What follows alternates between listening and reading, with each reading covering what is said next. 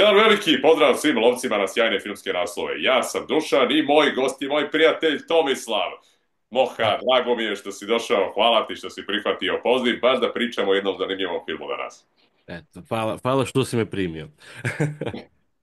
Inače, za one koji ne znaju, prošle godine sam dobio jedan fantastičan poklon od mog druga. Zaista ne znam koliko se vidi, ali da znate.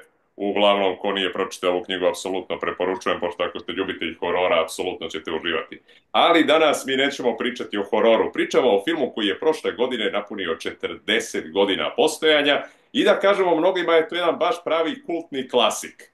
A to je The Last Starfighter. I ono što je interesantno kod ovog filma, koji je to kažemo iz 84. godine, mnoge generacije iz 80. i 90. ga baš računaju kao jedan od svojih najomiljenijih filmova jer ih je uveo baš u taj žanr naučne fantastike i bio je prepoznatljiv po tim neverovatnim specijalnim efektima jer prvi put je i korišćen taj CGI koji je posle nadograđen tokom vremena, ako naravno ne računamo Tron iz 82. gde su to bili baš ti počeci. I uglavnom, interesantno je kada vidite koliko je Nick Castle, koji je pre svega poznat zbog toga što je on bio originalni Michael Myers iz one noći veštica koju vi dobro znate svi, znači on je bio taj The Shape, također jedan talentovani i pisac i reditelj. I onda je iskoristio te svoje sposobnosti i režirao ovaj film sa Lance Guestom, veoma talentovanim mladićem, koga je on bukvalno otkrio tokom montaže drugog dela Halloweena. Tako da je interesantno napomenuti da Halloween ovde baš povezuje neke od učesnika, uključujući i Deno Herlihija, koji je bio u trećem delu Halloweena. Tako kada napravimo tu celu kombinaciju i ubacimo taj period 80-ih, tu nostalgiju, kada imamo jednog čovjeka sa kojim se tako lako povežemo, a to je taj Alex Rogan, ovde glavni lik koga glumi taj, kao što smo rekli, Lance. Uglavnom, interesantno je vidjeti kako imamo tog mladića koji, da kažemo, pa prilično siromašan, živi u jednom parku s prikolicama, ali ima velike snove, to je ono što on želi, da se probije, da bude jednostavno neko uspešan, da izađe iz svojih okova i da pokaže koliko je u stvari talentovan, kakav ima potencijala. Taj potencijal se pre svega odnosio na njegov dar da igra igrice. I sad svako ko je živeo u tom periodu, to mu je zvučalo fantastično, jer eto, možda ako budem igrao igrice, u jednom trenutku ću se probiti i biti uspešan, bit ću zvezda. Mi smo sada i dosegli taj nivo. Interesantno je što posle toliko decenija ljudi postaju poznati zahvaljujući tome što dobro igraju igrice. Ali ovde je bilo posebno zato što ako pređete ovu igru kao najuspešniji, bit ćete regrutovani od strane jedne svemirske federacije koja će vam omogućiti da bukvalno branite univerzum. I sada kada vidimo kada Alex odlazi u svemir i bori se protiv tih negativaca u jednom fantastičnom svemirskom brodu i naravno ovde jedan sjajni mentor Centauri koji će vas oduševiti svojom harizmom, šarmom, jednostavno toliko je bio dopadljiv i privlačan i toliko je bilo zanimljivo jednostavno kako je Robert Preston toliko dobro odradio ulogu da i posle toliko decenija, s obzirom da je bila njegova poslednja filmska uloga, mi pamtimo njega baš kao tog Centaurija. Koliko je zanimljivo, ali kažem, one scene, pogotovo s onom maramicom kad obriše lice, to će vam se urezati u sećanje. Fantastično je sve to bilo snimljeno i naravno još jednom ću dodati efekti koji danas deluju, pa da kažemo prestaro, opet za to vreme su bili nešto dotad neviđeno. I kada se uklopi sa ovom pričom koja je vezana i za igru i za svemir i napravite tu jednu kombinaciju koja vam deluje kao Space Invaders iz tog svemira, pa sve to sad ekranizujete i prebacite na veliko platno, to je bilo fantastično za gledanje. I naravno vidjet ćemo koje su to rase vanzemaljaca koje se pojavljuju, ali naravno tu je i njegov interes ljubavni, odnosno Catherine Mary Stewart kao Maggie koja je bila fantastična u ovoj ulozi. Isto treba dodati da je pamtimo dobro po noći komete, koja je bila jedna njena kultna uloga. Tu me je dosta čak i podsjetila na Lindu Hamilton, koliko ona sebe u stvari izgradila od ovog filma kao prvi deo Terminatora pa za drugi. Tako je njoj bilo od ovog filma za noć komete. I kažem, kada ubacimo tu dosta te nostalgije, fantastične muzike koju radio Craig Sefan, jednostavno, u celoj toj kombinaciji sa tim svemirskim okruženjem, sa tim napadima, sa filmom koji dosta posjeća na Star Wars i suštinski neke od scena i neke od likova jesu jedan veliki omaž i prava ljubav ovom žanru, svakako ćete uživati u njemu.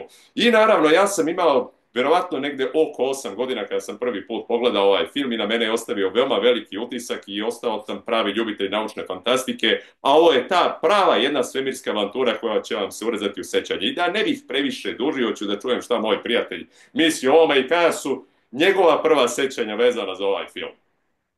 Pa ovako, prvo sjećanje je bilo, ja sam imao 6 godina, bio sam u Bosni u vikendici od djeda i gledao sam film, mislim da je bio na nekoj od televizija, ali na crno-bijelom ekranu. Mhm. Ali ostavi mi ono utisak, više onako, mislim, kao dijete ne razumiješ pola toga, ali ostane ti u glavi beta, odnosno To da. Android koji je mijenjao Alex Rogana, i to je onako jedan nightmare fuel koji si imao, i normalno imao sam noćne more zbog toga, a boga mi i zbog Centaurija, pogotovo kad skine svoju Aha. masku. I to je nešto što mi najviše ostavilo utisak, i normalno automobil kojim se vozi, odnosno letjelica kojim se vozio Centauri. Uh, Ajmo reći da sam film pogledao prvi puta, više puta. Jer kao dijete ništa ne razumiješ i onda poslije, kad sam ja prvi put otkrio videoteke kao dijete, otišao u videoteku, vidio, ajme, pa ovo mi je nešto poznato, pa idem to posuditi, pa joj, pa to sam gledao kod djeda. I onda ga opet, ajmo reći, prvi puta gledaš.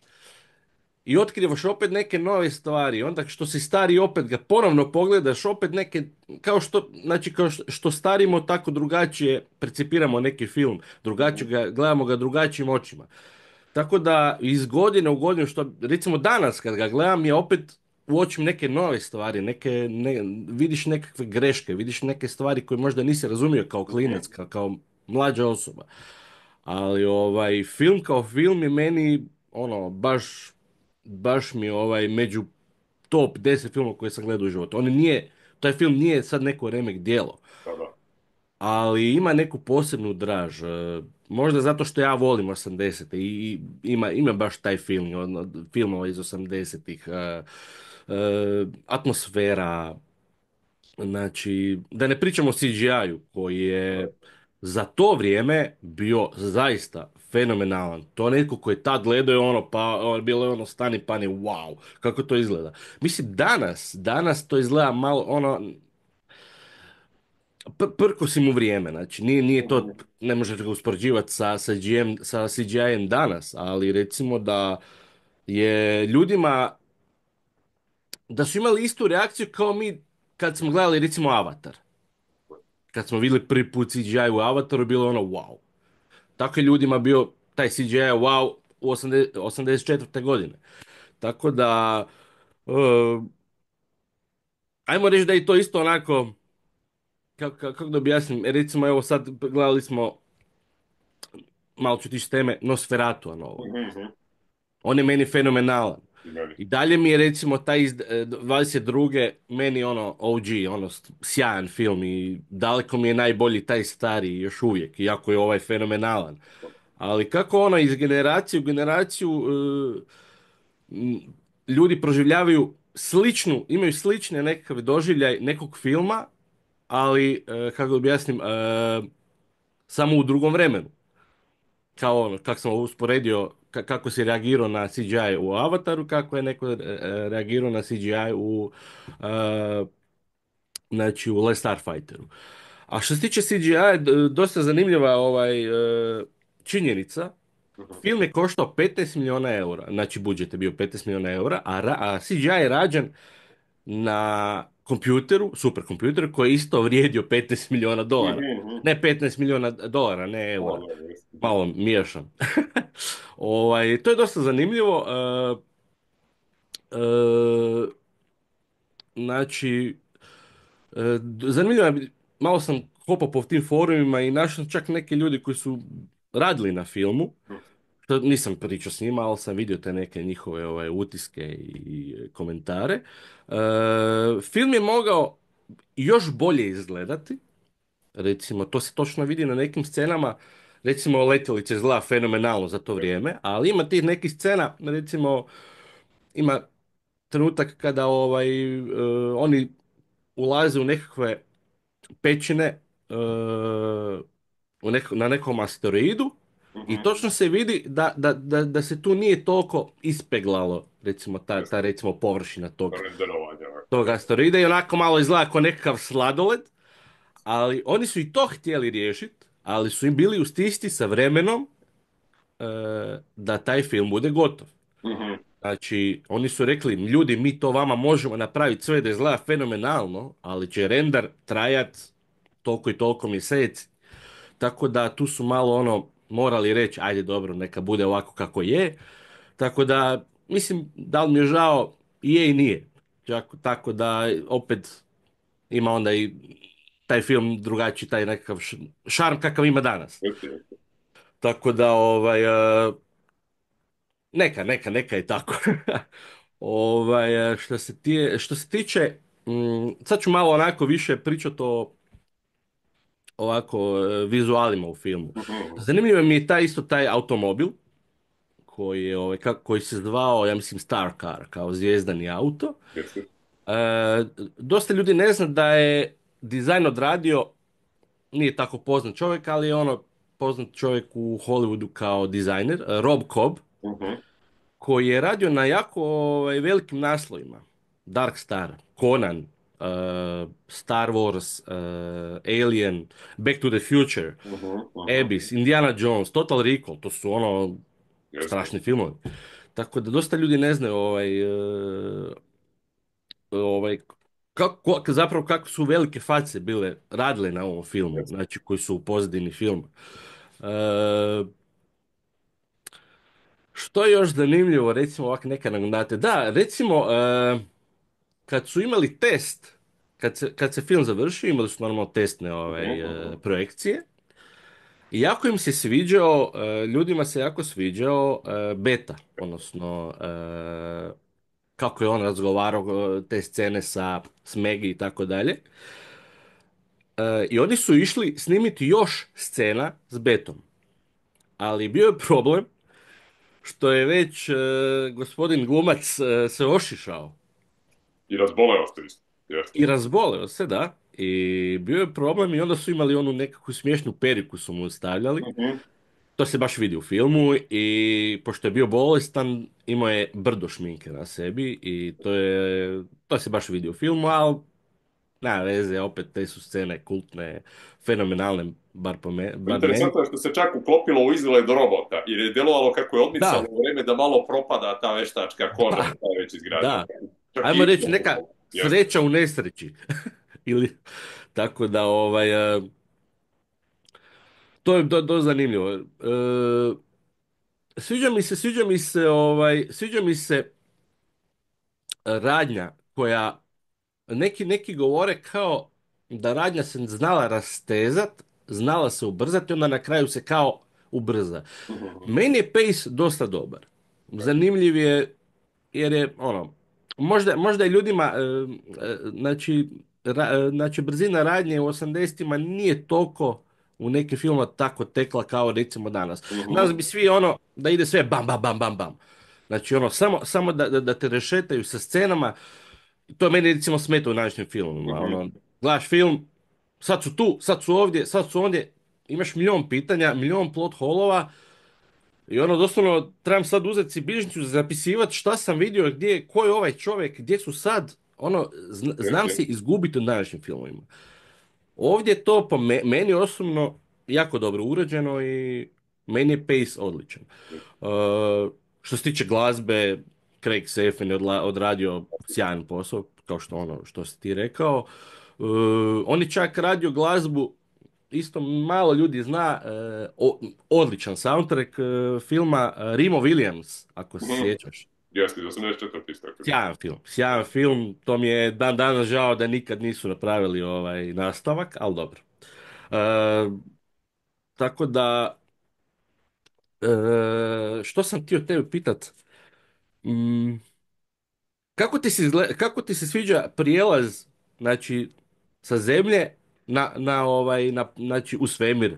Kako je Mhm. to urađeno? Jel dosta, ima filmova koji to tako dosta, kako da kažem, šlampavo i onako naprave, e, nemaš jednostavno nemaš osjećaj putovanja sa zemlje nego na planetu u svemir. Znači, odjedanput bam, samo, evo, sad smo u svemiru, ono, što se Jeste, desilo? jeste. Ovdje je imalo tačno...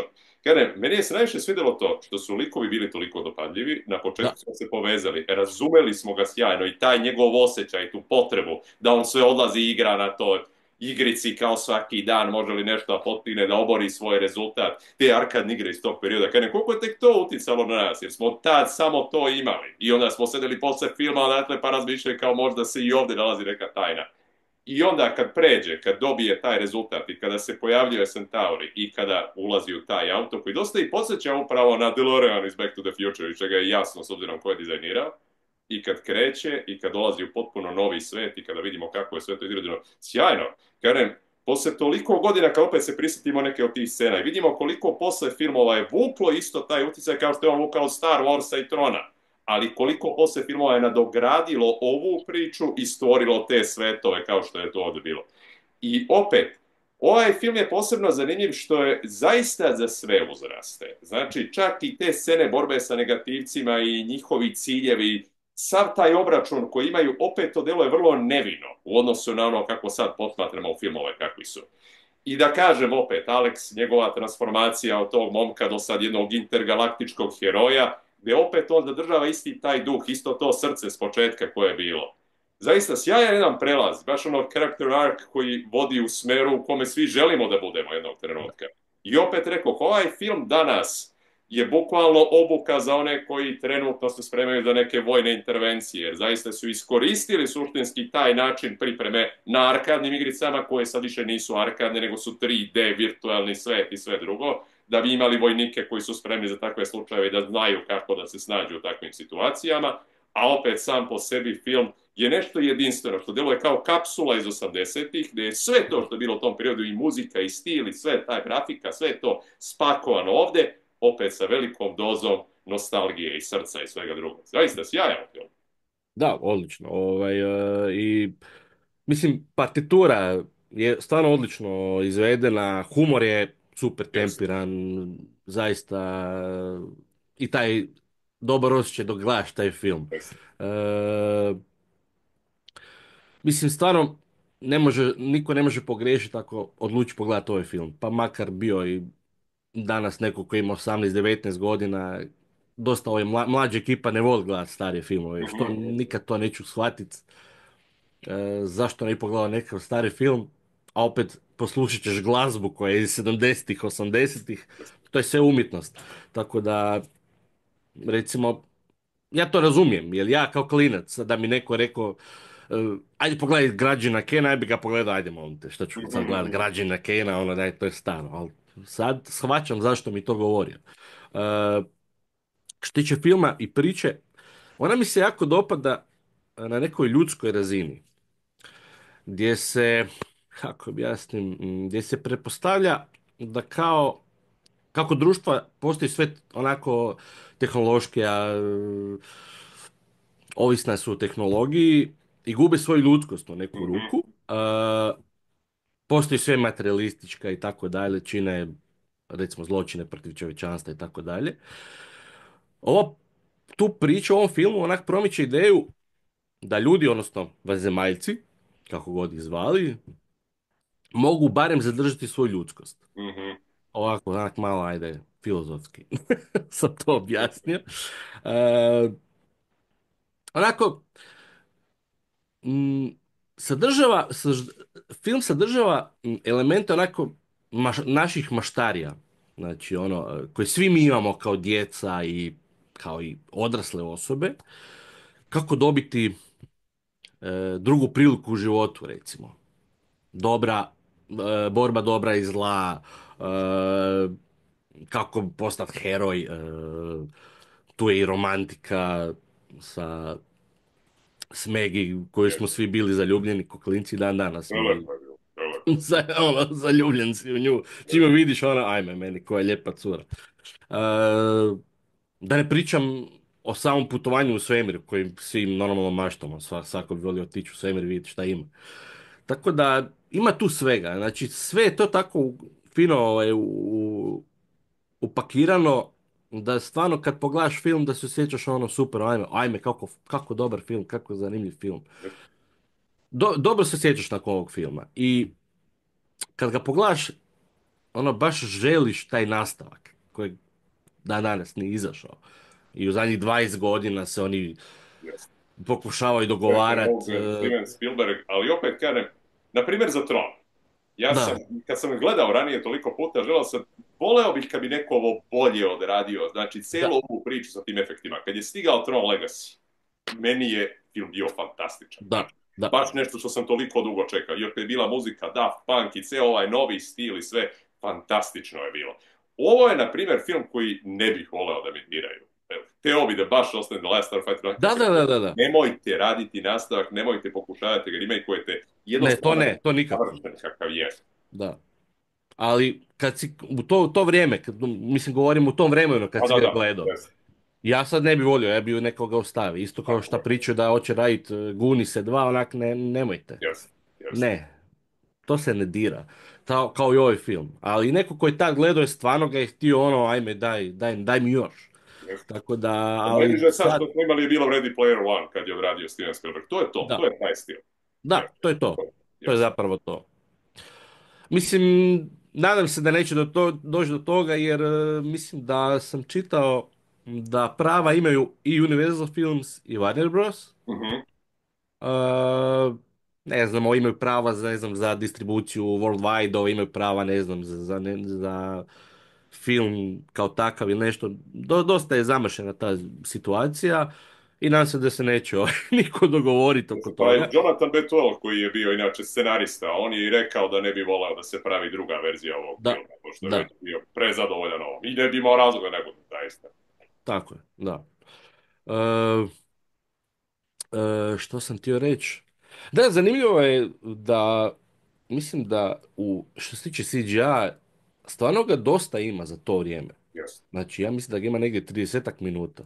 I Pogotovo zaista, druga polovina filma, tu definitivno. da, Jest. da, i ima stvarno scena koje meni osobno danas izgledaju fenomenalno. Mm, mislim, Jest. uh, kad uspoređujem čak neke današnje filmove sa CGI-em, nisu toliko maštoviti, nisu mi toliko zanimljivi kao neke recimo tu, pogotovo ona scena, postoji ono, mislim, ne znam, nije neki spoiler, postoji to neko tajno oružje, Mhm, mhm. koji izgleda meni fenomenalno. Ta scena je meni bilo pogotovo kao klincu, ono, ajme, meni, wow.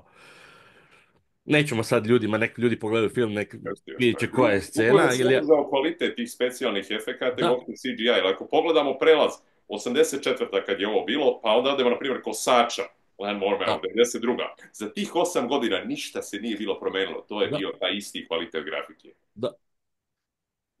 Da, istina, tako je. Što sam htio reći?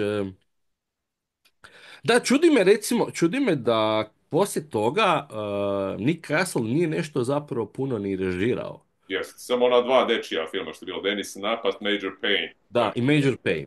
To Jest. mi je iznenadilo, da. Pogotovo zato što on si jako dobar prijatelj sa Carpenterom. Da.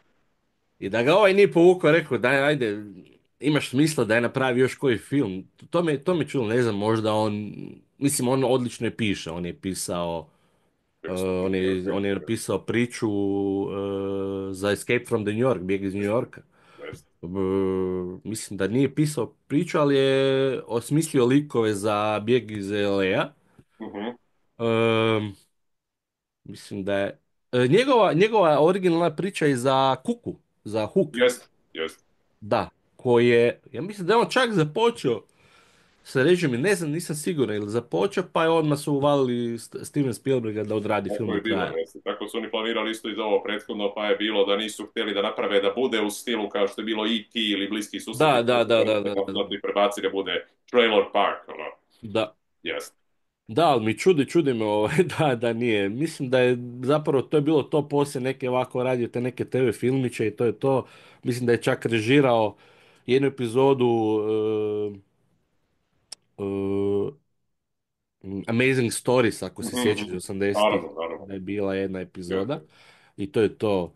Čak ima svoj bend, ja mislim da je čak na soundtracku sa svojim bendom u filmu, jao, kako, evo mozak mi je stao, Kurt Russell, Kina, joj, Big Trouble in četvrt, Little China. da, Mhm. mislim da je čak unutra njegov bend ima neku pjesmu u filmu. Ja mislim da da. Mhm, mhm. Sam isto nešto čitao, ali to je zapravo to. To mi je žao. Ima jako puno tih režisera koji su stvarno talentirani, imaju odlične ideje, pogotovo režiseri koji odlično pišu. Daju ti filmove na kapaljku i onda ti bude žao. Jest.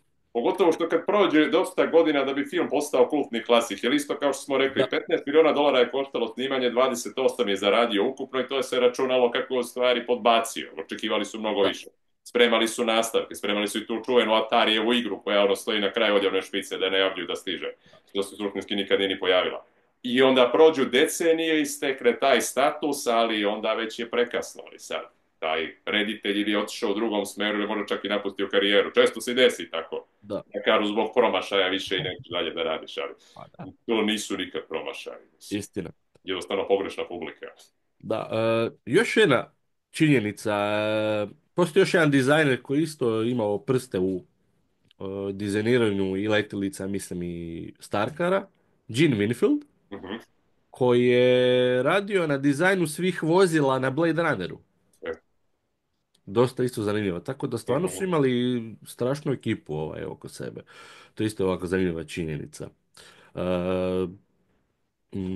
što sam htio reći? Zanima me kako je prevedeno to, kako je film bio preveden u Srbiji? Jer Posljednji to mi uvijek... Zvezdan. Aha, da, tako je onda i kod nas, da, da, da. Da, uvijek mi je zanimljivo vidjeti, pogotovo ti naši, mi u Hrvatskoj znamo umirati od smijeha kako znaju prevest filmove, onako, bože, dragi, tako, mislim da ima i kod vas takvih situacija. Jeste, jeste, bude, bude.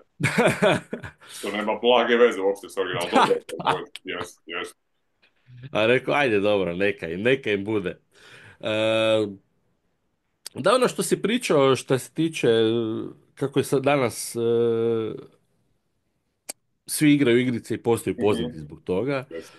Da, zaista, da, polovicom 80-ih stvarno je bio taj veliki boom tih arkadnih igara i zaista, to im je bio odličan, znači, u startu već su pridobili publiku da gledaju taj film, samo, Tako je. samo Sigurno na velika poveznicu. takmičenja isto što su organizovali da bude kao dečak, dvedi, eto. Poslije mi je bilo interesantno, isto ima film iz 83. Nightmares, koji je sadržao više priča, znači bio je Omnibus. Emilio Estevez je imao sličnu priču kao što je bilo ovdje. Da, Znači, bukvalno je pokušao da obori rekord jednoj igrici, onda bio uvučen unutar igre, što je suštinski bio neki pandan ovo za Tron što smo gledali ranije, samo što je ovo delovalo mnogo opasnije, jer je kao ono bila neka da, da, kombinacija da, da. horora i fantastike. I onda kad vidimo celo to i naravno sjetit ćemo se isto posle 2015. pikseli koji suštinski Da, da, prebacuje celokupnu ovu priču iz 80-ih u današnje vreme sa tim novim efektima i ostalo. I jeste i taj film podbacio, ali meni da, je i on bio zabavan jer je vratio tu staru kulturu koja je bila vezana za 80-te. da. Da, ali bilo je baš tih filmova. Bio je Wizard se zvao, Čarobnjak, onaj Jeste, mladi. jeste, jeste. To je Kad isto idemo bio to veliko odličan film. takmičenje, jeste, Da, odličan film. jeste. Da, da, da, mislim, dosta su imali utjecaj kulture, normalno Star Wars, Naravno. tu se može vidjeti i tog Star Warsa i normalno da pričam o tim video igrama, ali da, Star Wars je stvarno napravio, ljudima stvarno otvorio maštu, stvarno su imali milijun još ideja kako napraviti još nekakve filmove, a da imaju i nemaju veze sa Star Warsom. Jeste, Ali jeste. uvijek je neko rekao, kopirali ste Star Wars, vi ste ovo, ali nema veze. Dosta tih filmova su dane, evo, kao i što je ovaj kultni. E, što sam htio reći,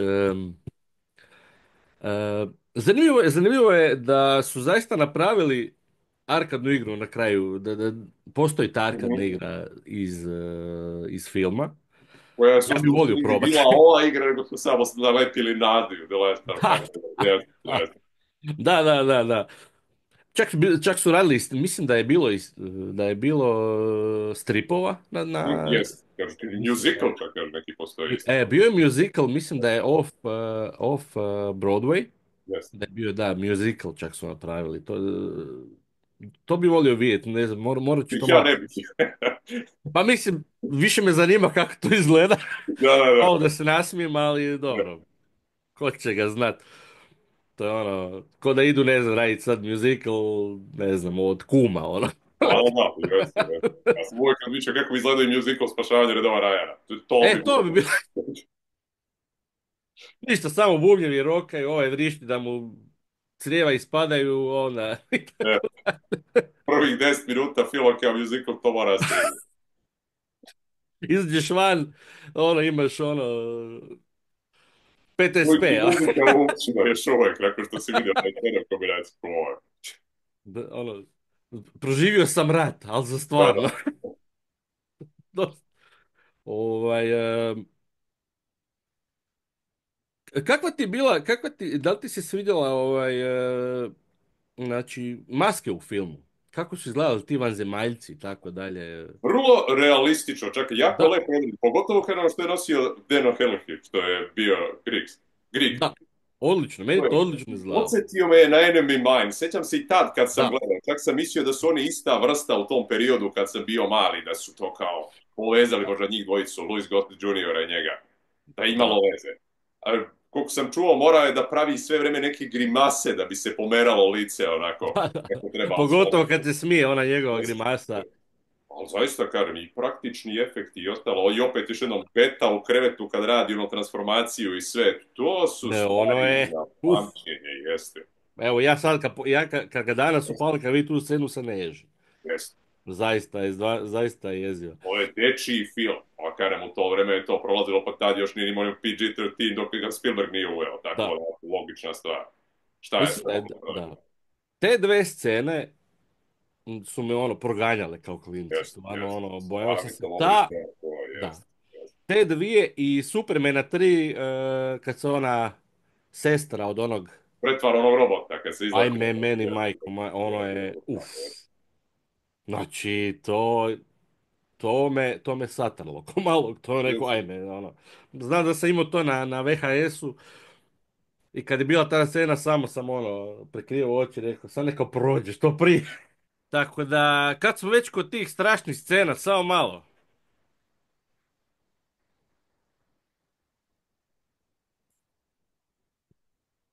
Mhm. Šta vi pričate o Rajlusu i našim ljudima, vanzemaljcima, kako vi nas nazivate? Koju Dosta je igru bilo da igram da traša. se priključim federaciji? Jesi igrao igru? Čekam da vidim gdje je igra, ja čekam, ja sam spreman. Dobro, poslat ćemo ti mailom gdje je ima u Srbiji, gdje smo stavili To igru. mi reci. A, ne Ili mora neki se link ako da. treba downloadujem, šta treba javite. Može, opet nas neki tamo napadaju, sad ukrali su nam par ovih fast foodova su nam uzeli, nemamo šta za jesti i tako dalje, pa to treba riješiti što prije. To ovaj Musk sve preuze. Mo- dobro, šalu na stranu. Ovo je bila jedna nepredvidiva situacija. Dešava. Ovaj, eto, to je toliko o ovom filmu. Ljudi, pogledajte film, nećete se razočarati, ja vam to garantiram ili ti garantujem.